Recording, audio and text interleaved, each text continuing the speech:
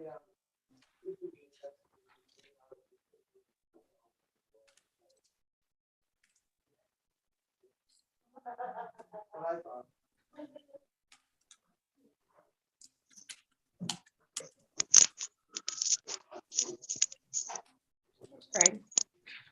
Here comes Greg. Oh dear. He lied. He's only 3 minutes late.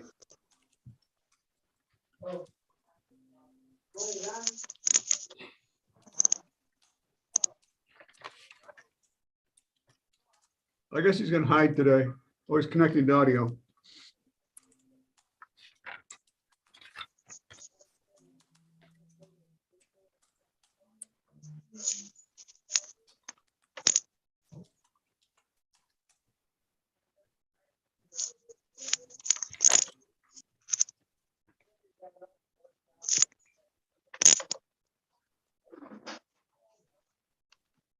You all set, Greg?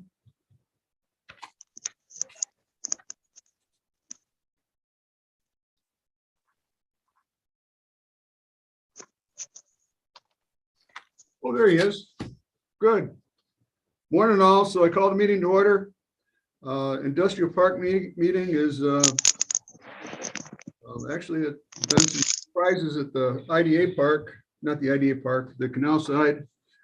We have one person that has seen the site several. Oh, go ahead. Craig Leggett. Here. Michael Biddle. Yes, ma'am. Dan Bruno. Here. Dave O'Brien. Here. Okay, we have 4 out of 5. So back where I said Tuesday, what's today? Today's Wednesday. Monday, I got a call about 4 o'clock, said from the realtor, said someone wants to see the site. Actually, it was earlier than that, about 11 o'clock. I lose track of time. They'd seen the site a few years ago, wanted to come up and see the site. They're pretty excited about the site. They are want to buy the whole thing. They're interested in the rail and the wharf. So that's coming up. We don't know where it's going. I'm not allowed to say who the company is at this point. They want to keep it quiet. But that's good news. Then another company came out of the woodwork yesterday who is something to do with steel, interested in the rail. So that's going on. I don't know if we got it. Oh, I do have to. I don't have any other project updates. Anything else for the IDA Park besides what we know is going on? No, I think that's, are you talking canal side? Either one. Just as far as the airport industrial park, both Hilltop and Biscotti are slowly but surely moving along. We're getting to the finish line for both of them purchasing their lots. Canal side, the only update I have is that the lock was changed for those that aren't aware by the gate by the Canal Corps building. I changed out the padlock. There's a key here in the office should anybody need one if ever they're going over there and it's locked. As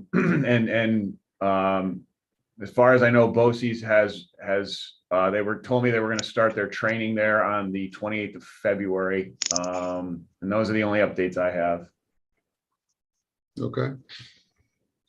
The one outstanding item is HTC came back and asked about Tom and Bob know about this, asked about that wetlands on lot 4 or 5. I think it's on 5. Yes. And that wasn't in the deed restricted areas, was it, Bob? That was left unrestricted. That's correct. With the intention that that little island or that little bit of wetland could ultimately be filled. I do know that Steve, George had expressed some hesitancy about it, but I think it boils down to we just need to make sure that we can justify it. And it sounds like you had the answer from Hilltop that they really want that space available to them. Yeah, I talked to them yesterday and they said with the narrowness of the lots, they had to do a reconfiguration of of the location of it. And though it's not beyond to be on the building, they need it for the parking area. Right. I had a couple of phone calls in from Dan Washburn, asking about some of that. I'm assuming someone in your office had referred them over to me, in which I had answered some questions on that. Even with the inclusion of that small wetland on lot 5, our total area of potential disturbance, or meaning filling up elsewhere on the IDA properties, we still fall below that 1/4 acre threshold for the DEC. Okay. So what do we need to do to get that? Because the sale of the property is contingent on that. Right now, it sounds like Steve, George, and his office is ready to move on it.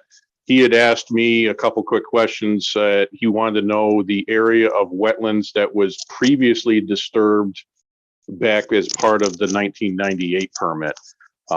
He had asked me that recently, so it's just a matter, I've just got to get that answer to him. And then I would be supporting whatever additional information will be required for this new permit. Okay. So does that ability to fill that have to go in this new nationwide permit? Yes, that would be part of it. Okay. How long, just a ballpark, how long would that take? I mean, John Thomas wasn't very fast with some of the stuff he did. Of course, we had some headaches too, but. I'm not sure I really know that. I'd really want to pull Stephen on that to do it. I would expect it's still going to be probably a couple months, but I take that with a grain of salt. Okay. I don't know, Tom, if you have any thoughts on that, but.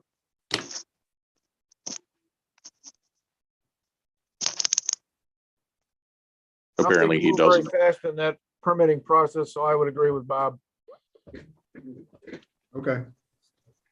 All right. Well, I just want to get back to Dan. Yeah. On that location of that little spot, that's close to the road, right? That little island. Correct. It's actually just off the right of way for Casey Road. So could that, if that became a bit of a stormwater retention pond or anything like that, does that qualify as a wetland or a non-disturbance of a wetland? No.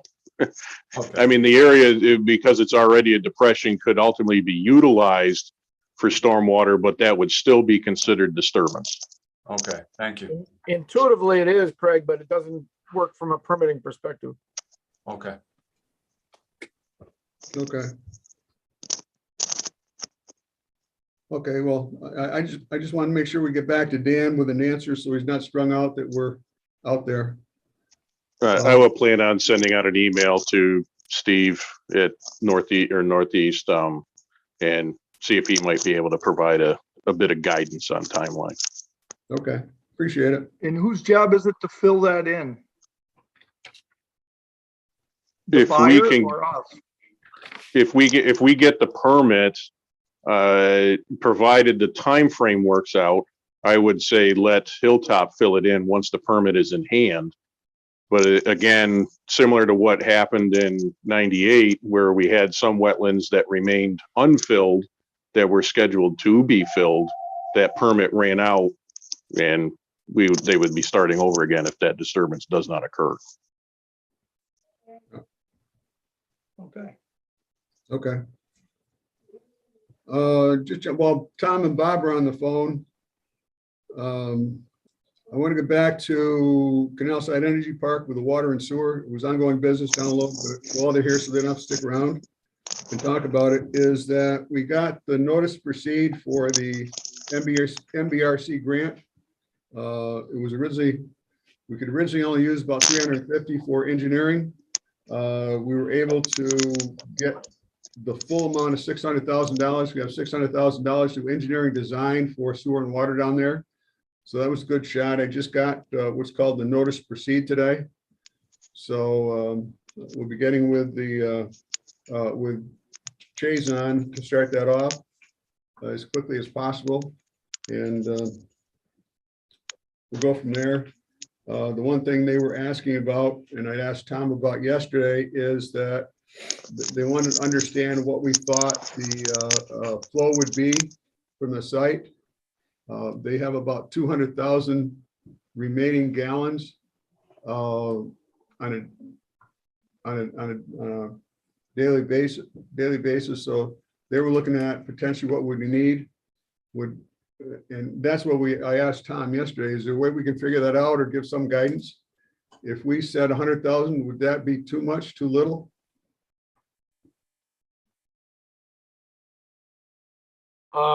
It really depends on the industrial use. The domestic use is fairly easy to predict, depending on the service area.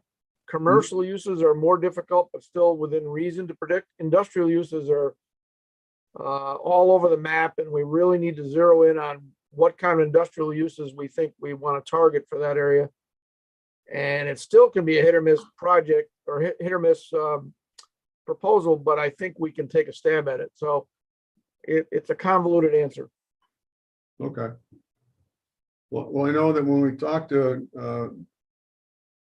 John Doty the other day, what he wants to do is first part of it is get DC involved to understand what their stance is going to be on it. So that number would be part of what they'd be interested in looking at, so they can get that part started. So they thought it'd be better to get DEC involved earlier rather than later. We agree with that. What has Chazen been charged with as far as that aspect of it, the planning part of it? Right now it was pretty open. We were trying to wait to see what dollars were approved on it. So now we have some dollars. They quote us for the initial report, which would be in order. Preliminary, the first engineering report was like $50,000 to $70,000.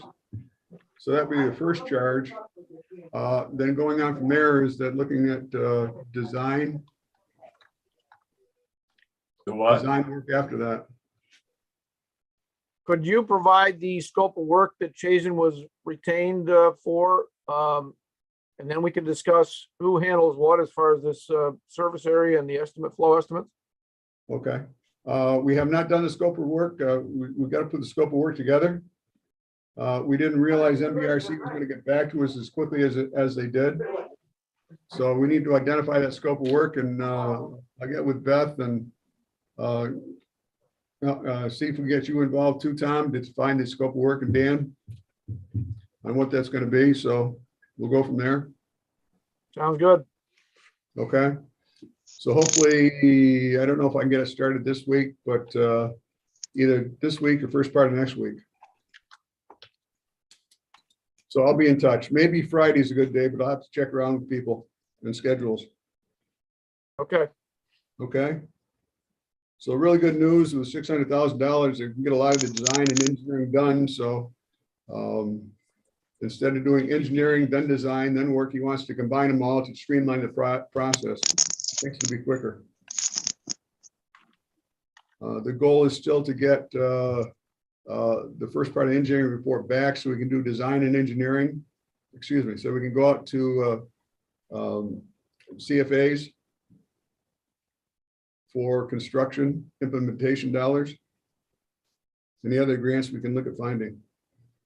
So, Dave, what did you say about the 350,000? Where did that fit in? well, normally with NBRC, they can only do a certain percentage for engineering. But we were able to convince them that it was very important that we have the access to the whole amount of dollars, because we need to get this going as quickly as possible and get to construction as quickly as possible. So they granted the extra $250,000. We also were able to get no match waiver, so we're not required to have any match for this engineering work. That was a COVID benefit that they allowed no match, so we've got that. So it's really nice that they worked with us and get things going for us as soon as possible. Great, thank you. Any other questions on that?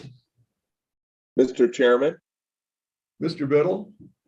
just for the benefit of the rest of the board, it is highly unusual that that these folks turn around something like this so quickly. So great job, Chairman, and we did have a couple of our federal partners helping us on this as well. But great job taking the lead on this, Chairman. Well, thank you. Thank those federal officials for their assistance, please. I certainly will. Because it was like Friday, we got part of the answer, and by Tuesday, I got the grant amendment design. And today I got the NTP, so that was good.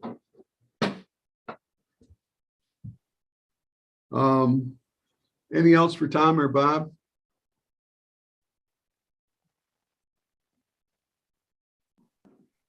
Okay, thank you. Thanks all. Yep, thank you. Next in order of business is approval of February 2nd, 2022 minutes for IDA executive parts, and most to accept those. Mr. Biddle, do I have a second? Craig? All in favor? Opposed? Mike, up to you. Yes, just a quick report or a quick update on potential projects. We've had conversations with a host of different business leaders in both counties, potential projects in Queensbury, Granville. Where's the other one I'm thinking of? Queensbury, Granville, and Lake George. Thank you. So I'm happy to update anybody offline with more detail on it. I also wanted to mention how last Monday, Tuesday, I had attended the EDC conference in Albany, really well-run conference, very well attended by IDAs around the state, in addition to a lot of elected officials. The governor spoke at the lunch portion on Monday. Happy to update anybody if they would like more information on any of the breakout sessions or what was discussed. And then finally, as I had mentioned at the board meeting last month, is in the process of reaching out to a lot of the local elected officials, some of yourselves included, about hosting IDA forums, small gatherings where we can talk about our programs to business officials in certain or in different municipalities. Had a really successful meeting yesterday, looking at dates in April to do that. And Mr. Biddle, not to put you on the spot, but I just need to circle back with you in your capacity with ARCC, just to fill you in, because I think you can play an important role in that. So whenever you have a free moment. My Not till pleasure, Wisconsin's happy to done. help. And let's connect tomorrow, Mr. Ostrander. You got it. Thank you. As long as it doesn't interfere with Wisconsin.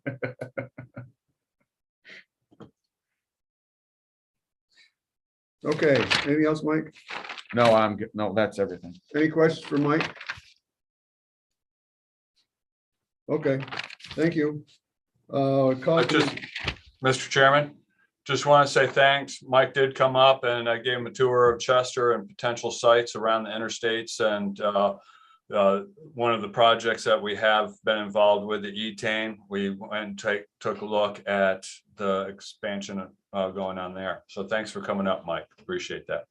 Yeah, Craig, thank you for taking me around, and I know you have a lot going on. I really appreciate you taking the time to drive me around all the different sites. It was eye-opening, some of the sites you have there, a lot of potential.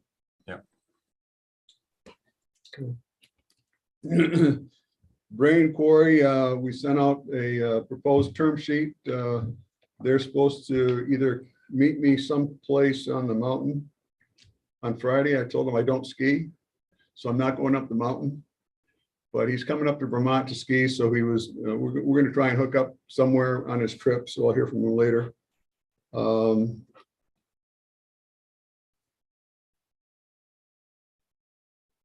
We had a request from Simeon at Our Electric to rent the big building on a month-to-month basis for 3 months, or for month-to-month basis.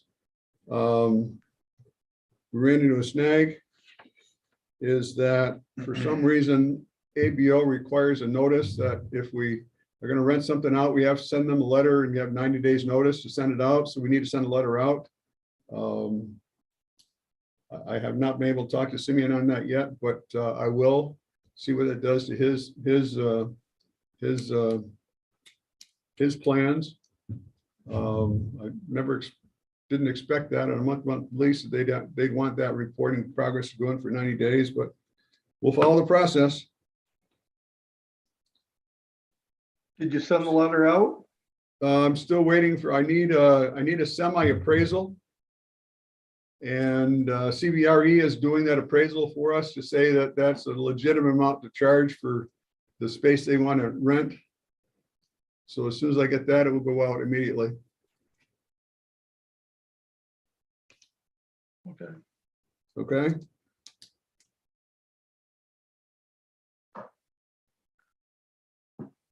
Though he felt that one of the prospective buyers was really hot and we may not have a chance to get that letter out before the other guy jumps on it, but I think it's going to take longer than they expected. Even if they started today and gave us an offer today, it's probably 120 and 150 days before we close anyway, so we'll see. Okay, anyone else have anything for the benefit of the group? Easy one today. Meeting adjourned. And we have no CDC executive committee meeting. Thank you all. And Go Carol, Badgers. Thank you. see you later. Have fun, Thanks, Mike. Dave. Take care. Don't. Bye, everybody. Okay.